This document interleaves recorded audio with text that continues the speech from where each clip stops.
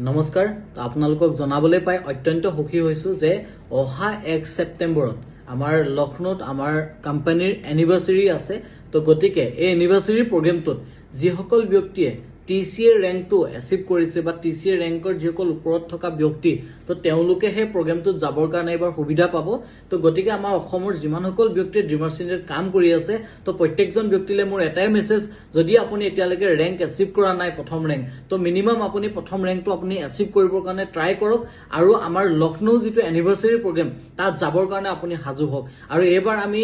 লখনৌৰ পৰা আমি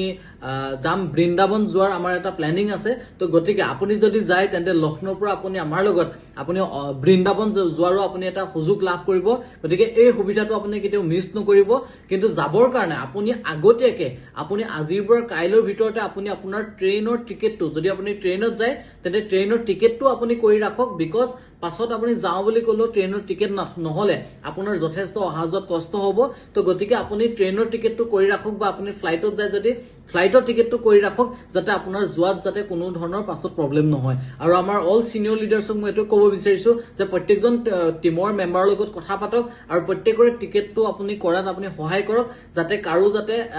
এই লখনৌ ইভেন্টটো এনিভাৰ্সাৰী প্ৰগ্ৰামটো যাতে কাৰো মিছ নহয় ওকে তো আশা কৰিম প্ৰত্যেকজন ব্যক্তিয়ে এই এনিভাৰ্সাৰী প্ৰগ্ৰামটো জবৰদস্ত এটা সুন্দৰ প্ৰগ্ৰাম কৰিবৰ কাৰণে আপোনালোকে সহযোগ কৰিব বুলি আমি আশাবাদী ধন্যবাদ